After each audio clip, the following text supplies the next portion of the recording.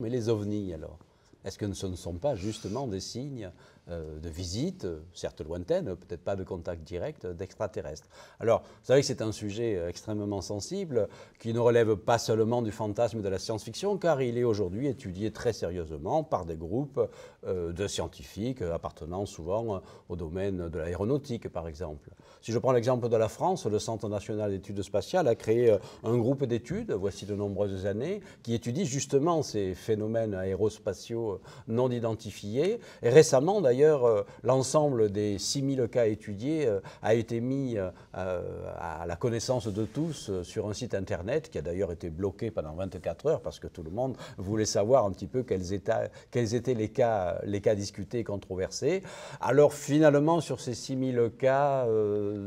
relatés